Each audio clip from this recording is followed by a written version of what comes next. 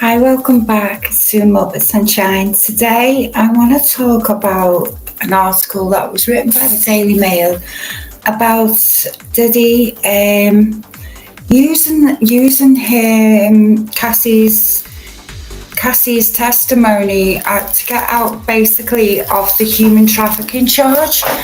And I can believe that, considering the coverage I've seen so far. And I just wish to read this to you. Let's get it up. See if you can see. Yes. Okay. Can you see it all though? That's the point. That's the point, guys. If you can't see it all, that's the point. Okay. Let me see. Because I don't trust that it's showing me documents and things of that nature. I've just went live. I've just tried to do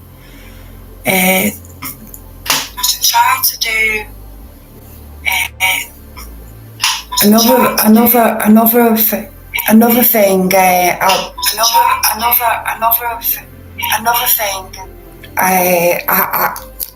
I've just realised something, and I've got to be able to read the rules and follow, because some cases I wish to tell you about, but I don't care to be. See, that's the thing. I'm not doing this for money. I'm doing this for awareness. Yeah, maybe I get 500 subscribers soon, but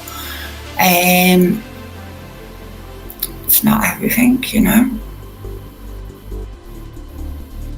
Peaceful with my life.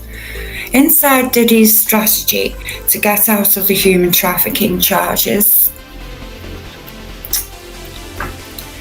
Listen, Daily Mail podcast, The Trial of Diddy is available whenever you get your podcast now. Follow along for the biggest news from the court case every week. Here's a little plug for allowing me to put this up.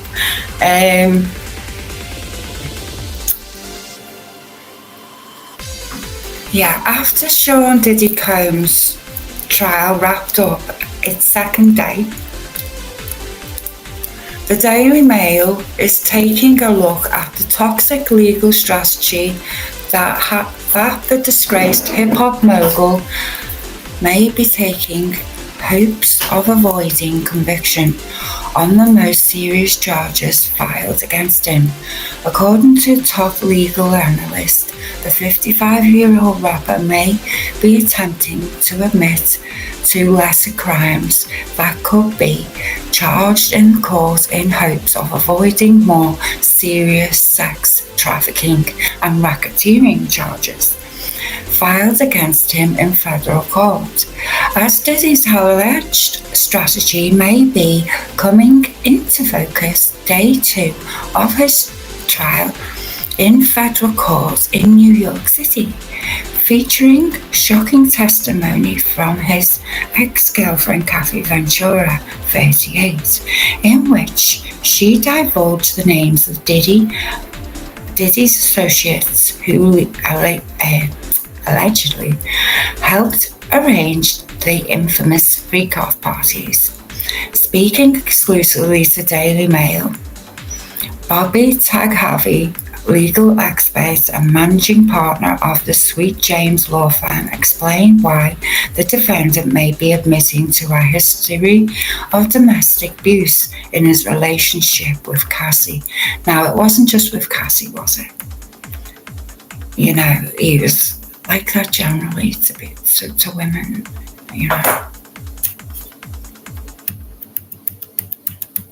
And it's not just domestic violence. Yeah, he pretended to be with her. But why was he filming these freak-offs? Why was Cassie doing certain things that scream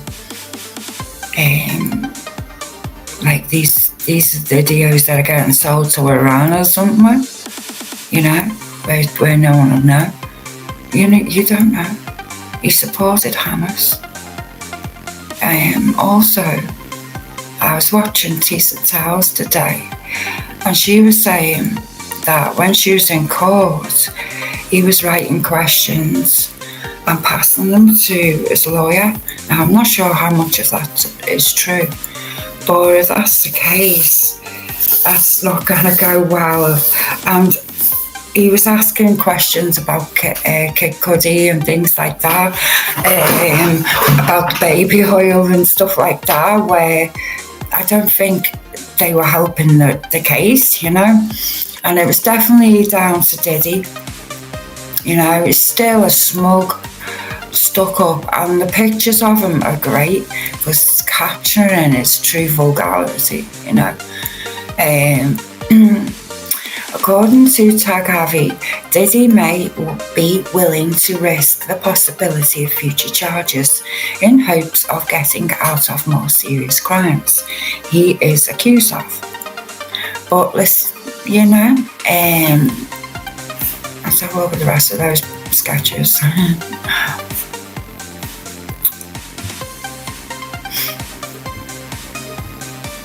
Gives you an idea of who's who, what this is about, power, getting it over on someone less powerful, controlling them, taking everything away from them. You know, that seems to be what the music industry has been about. You know, she might have the beautiful bags and the beautiful clothes, but it doesn't mean that she's trafficked. She's getting filmed. She's doing things on camera that she shouldn't really be doing with someone who loves her. That's not love.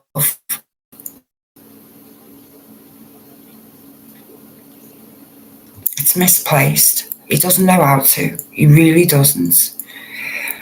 Daniel Phillip, 41, claimed on Monday that he worked as a male escort and had sex with Cassie at the Freak-Offs.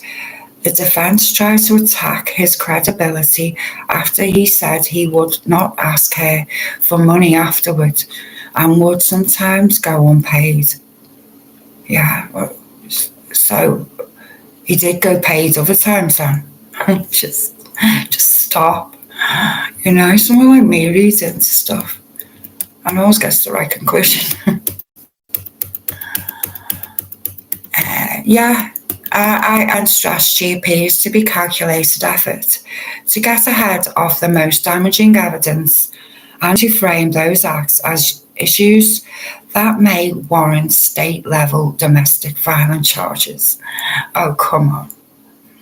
What about all the other things? It was every Friday she was forced to behave that way, you know, and every weekend.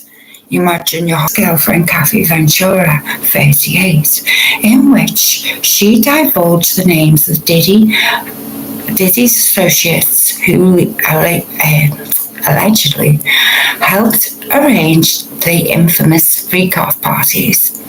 Speaking exclusively to Daily Mail, Bobby Taghavi, legal expert and managing partner of the Sweet James law firm, explained why the defendant may be admitting to a history of domestic abuse in his relationship with Cassie.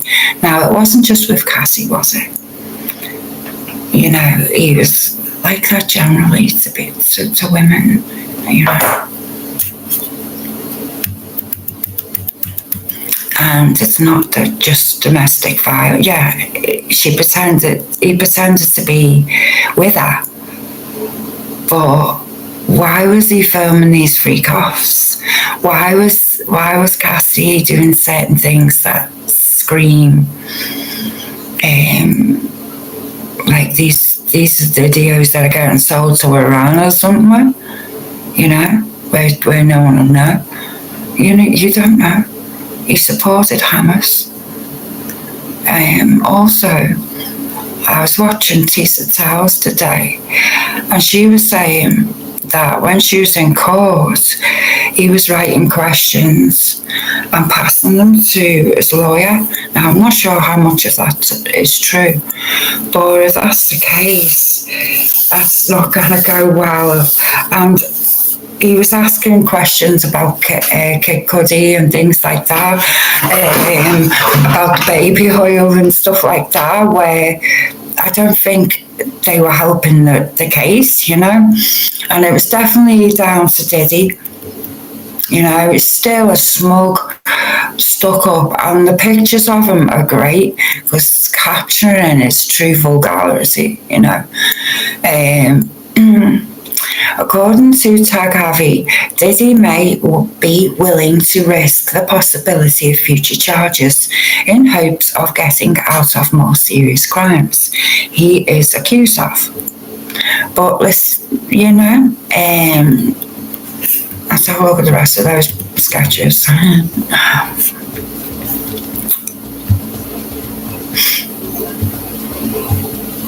Gives you an idea of who's who, what this is about, power, getting it over on someone less powerful, controlling them, taking everything away from them. That seems to be what the music industry has been about.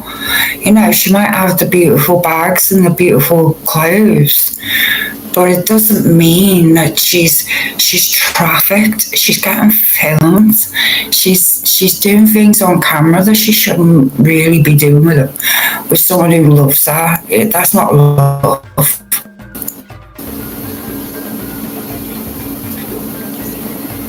It's misplaced. He doesn't know how to. He really doesn't. Daniel Phillip, 41, claimed on Monday that he worked as a male escort and had sex with Cassie at the Freak-Offs.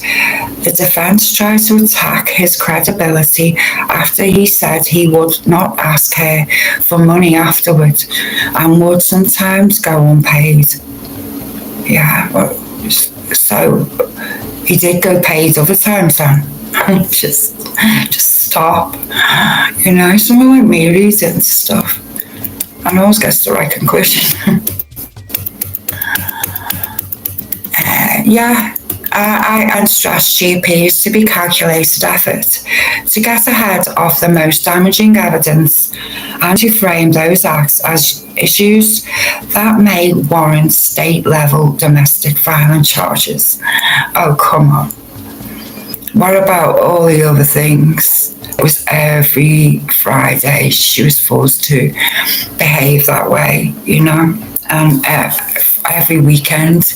You imagine your whole life doing that and not being able to have a love life. That's why he was allowing her to have partners and things.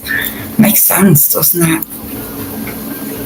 The most damaging evidence and to frame those acts as issues that may warrant state-level domestic violence charges rather than the far more serious federal charges of racketeering and conspiracy and human trafficking that carry significantly harsher penalties.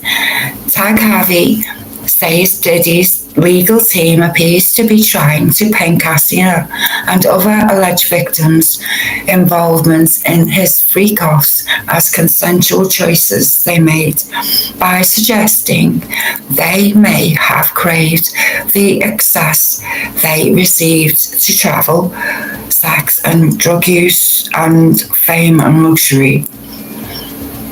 It depends how you look at it, really, innit?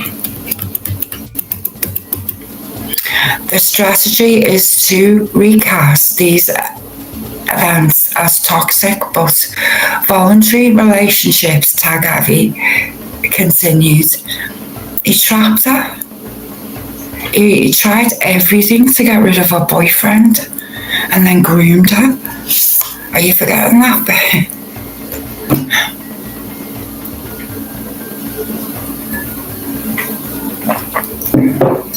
The defense will argue that the women were not forced or trafficked, but rather participated willingly in high profile, not alongside the high profile, if dysfunctional environments. However, the attorney thinks the federal prosecutors trying Diddy will have to navigate the overwhelming burden of the record executive's fame and the complex personal dynamics involving him if they hope to prove that Cassie and other alleged victims had more than just a series of unhealthy relationships.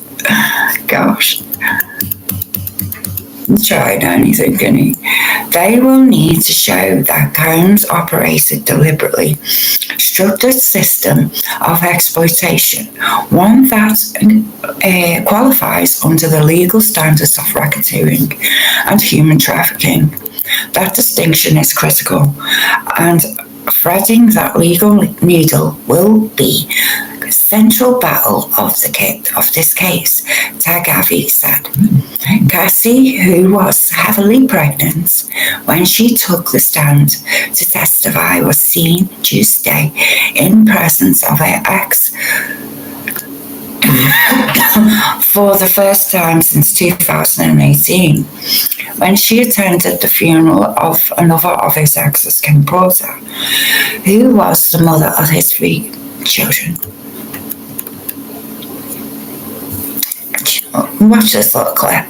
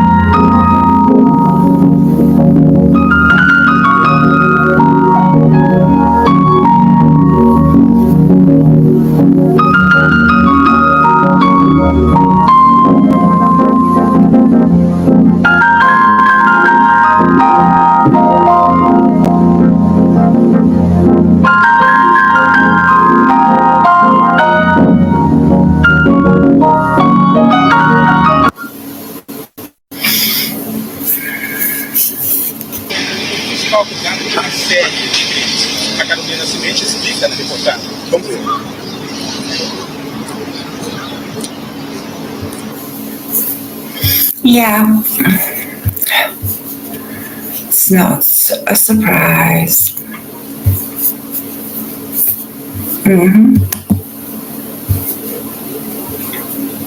I still got used to this bloody thing, don't I?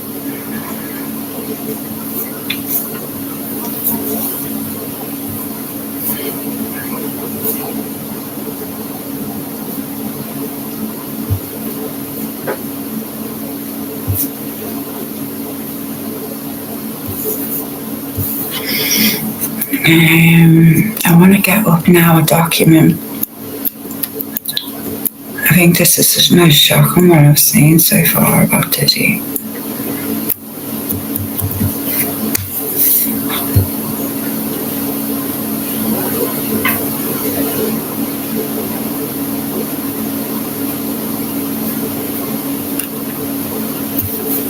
It's just a redacted anger.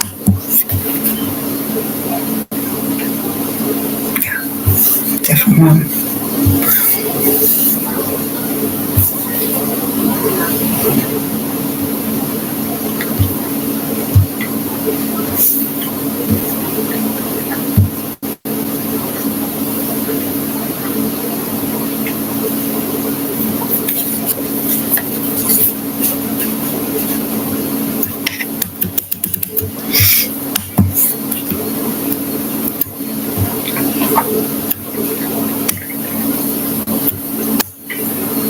I think this is the one to do the case anger preliminary statement. I think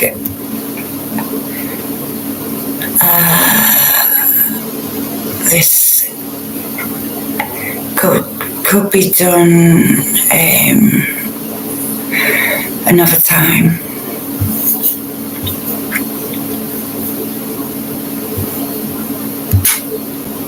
I just would like to read some civil complaints because I haven't done that for a while.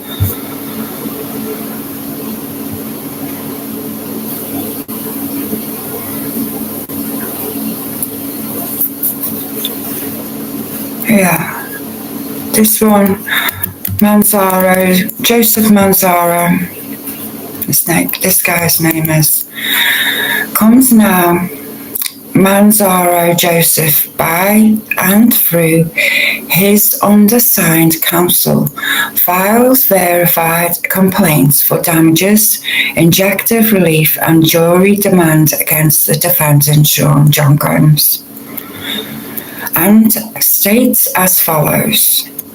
1. Plaintiff Manzaro Joseph is a natural person and resident of Palm Beach County, Florida. Plaintiff is a survivor of human trafficking, sexual exploitation and organized criminal enterprise, and is otherwise sui juris. I don't know what that means. Chatting. I'm sorry about that, because I really do value anyone who's watching and keeping up with this, because this is not just one victim in the Diddy trial. There's hundreds. It is. I see so many, but this one stood out because it's got evidence. I hope you appreciate that. I'm not wasting your time. With doing Adria's one, I wasted people's time at that, and that took 118 pages. But that's what she was wanting people to do, pay attention to her instead of paying attention to the proper victims. And that's what she was doing. She was causing chaos on the internet. And now we know who the Diddy supporters really are, who really can be bought off. Or be paid for silence.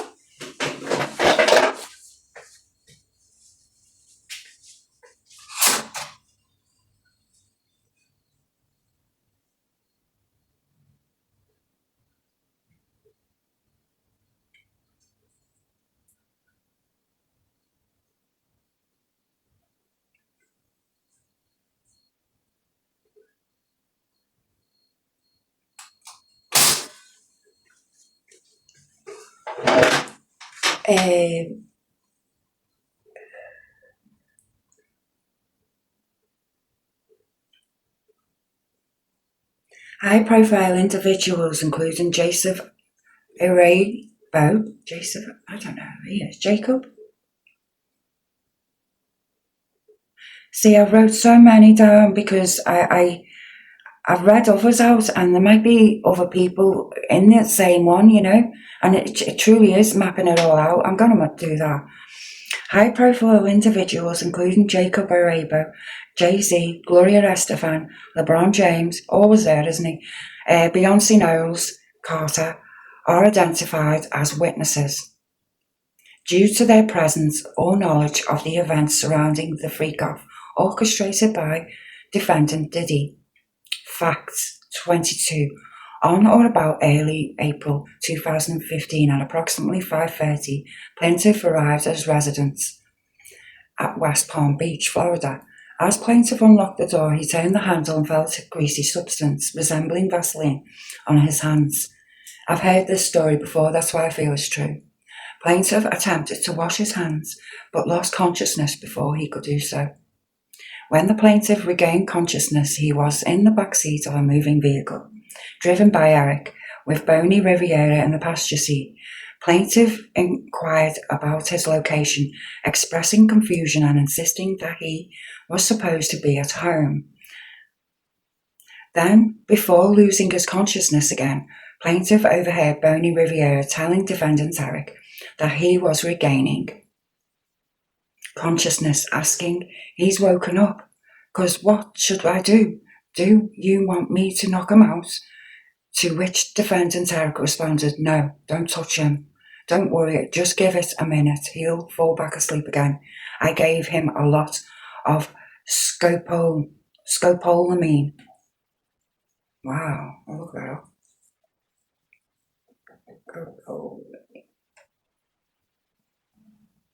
After I finish all this, by the way, I look up the words that are out there. I can't really do it as I'm reading, obviously, because we're going like through a lot of words we won't know, like, because it's drugs and that sort of thing. And I'm going to say drugs or bugs now and stuff like that, because I can't keep getting like no views on me. It's really pissing, I think, YouTube off with it, you know. They don't mind me saying things like pissed off, but they mind me saying words like drugs and stuff like that. So I just put a B in front of things, or just try and not be so. It just, to me, it feels a bit like ungrown up to do, but okay.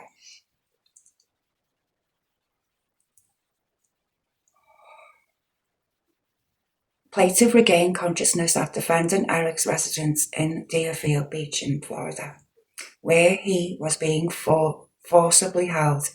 While there, he witnessed a man named Omar Bravo deliver 2 kilograms of narcotics. Wow, it's a lot of narcotics, isn't it? It's given a lot of names. You know, this is what I look for.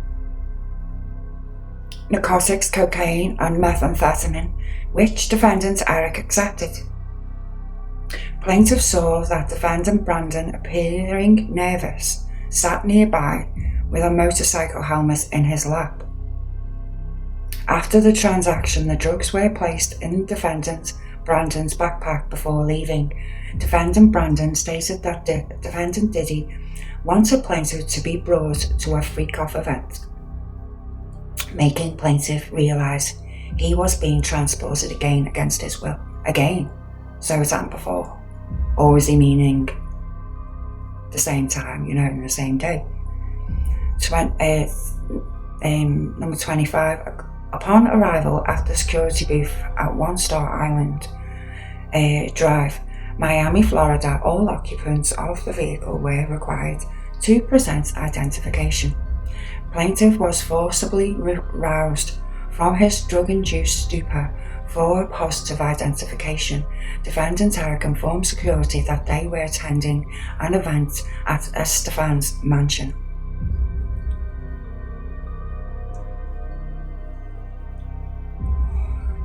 Mentioned it was Christian's birthday party that night. The security logs at the entrance of the Star Island would reflect this entry. Wow. 26. Plaintiff was drugged through the back entrance of Estefan's mansion at approximately 12:30 a.m. Inside, Gloria Estefan panicked upon seeing plaintiff deteriorating state, demanding calling an ambulance. However, defendant Emilio quickly silenced her and ushered her away into the crowd. 27. At that moment, plaintiff briefly saw LeBron James, who was wearing a white bath towel and brown shower shoes, and carrying a shaving bag, walking through the hallway. LeBron James looked at the plaintiff and, in response to Gloria Estefan's plan for an ambulance, remarked, "You'll better do something about it." Plaintiff was then led by the defendant's agent, who identified herself as Diddy's personal special assistant.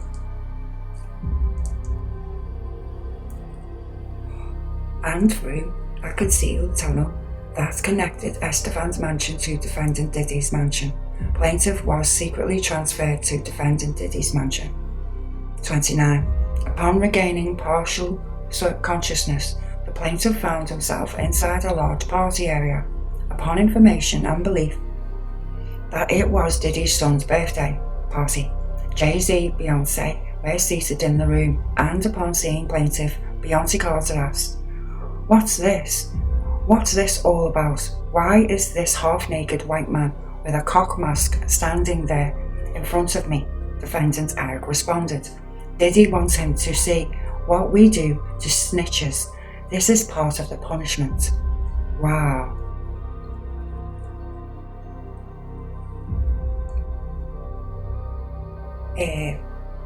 Plaintiff was forcibly paraded through multiple rooms filled with people. who were jeering and taunting him. Defendant Diddy explicitly ordered plaintiff's degradation, stating, "He's going to find out what we do to snitches tonight. Get him undressed." Plaintiff was stripped and placed inside a shower area where two unidentified women forcibly washed him while defendant Eric and Bonnie Riviera watched. Weirdos. Following this, the plaintiff was dressed in a small thong bikini bottom and a leather mask with a rubber dam forcibly inserted and zipped closed over his head. A locking best device was affixed to the mask, which protruded from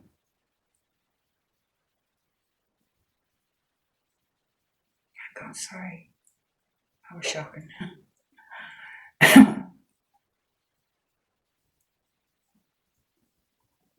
His mouth. Plaintiff was then subjected to degrading and non-consensual acts that the direction of defendants Diddy and Adria.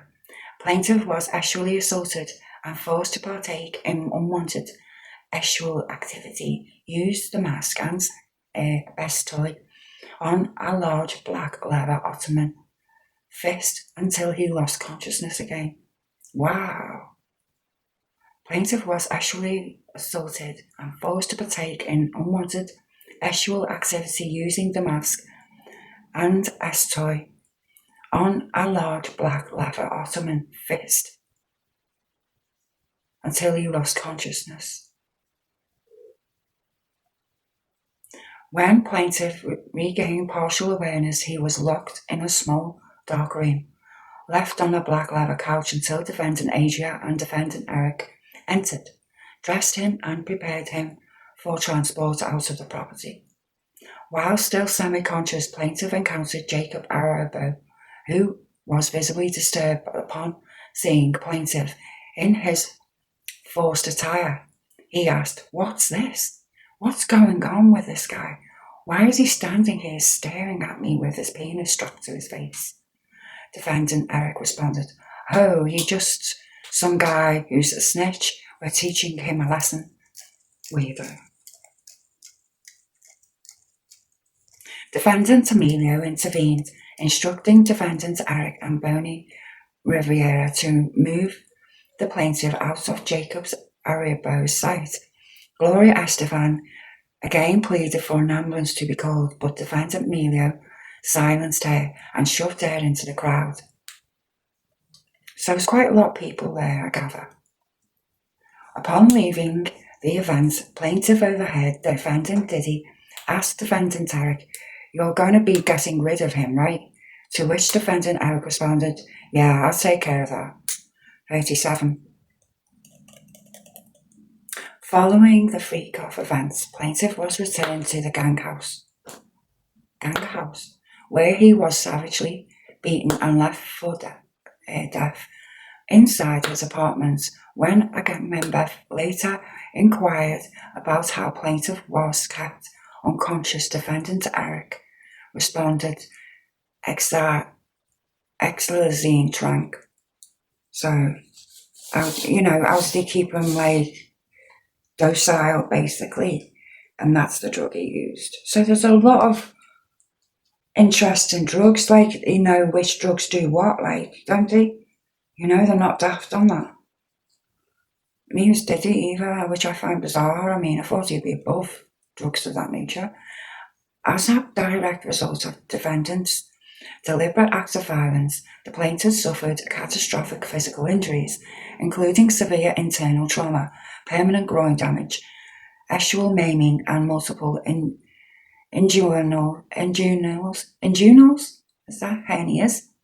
These life-altering injuries are extensively documented by, see when your muscles pull right out of itself, that's a hernia. It's very painful, I believe. Medical evaluations from urologist and surgeon. In the years following the attack, defendant Eric engaged in an ongoing campaign of targeting harassment, publicly issuing death threats against the plaintiff, blaming him for Boney Riviera's blue-eyed, and threatened to kidnap plaintiff's minor son, all in an effort to intimidate the plaintiff into silence. Surveillance footage and official police reports confirm multiple attempts by the defendant, Eric, to unlawfully approach the plaintiff's house. Additionally, a hitman named Garcia, who is now serving a life sentence in an unrelated murder, was in the plaintiff's alleyway. The police report was filed corroborating this encounter scene, as an associate of defendant Eric was captured on security camera outside the plaintiff's residence. Further evidence of coordinated campaign of intimidation. Defendant Adria actively obstructed plaintiff's ability to seek justice by tampering with evidence, interfering with legal proceedings, and conspiring to conceal the crimes committed by the plaintiff. Not surprised. I'm going to leave it there and have a break. I might come back on in about half an hour, guys. I'm just a bit tired. I might have a little cat nap because I haven't slept well for weeks, to be honest. Thanks for joining me, guys. I'll be on back later to read more of this. I don't know if you did see the report there or anything, but if not, I'm going to put more up and download this and put it over if the documentation isn't there. Thanks for joining me on my live stream today, and take care. Goodbye.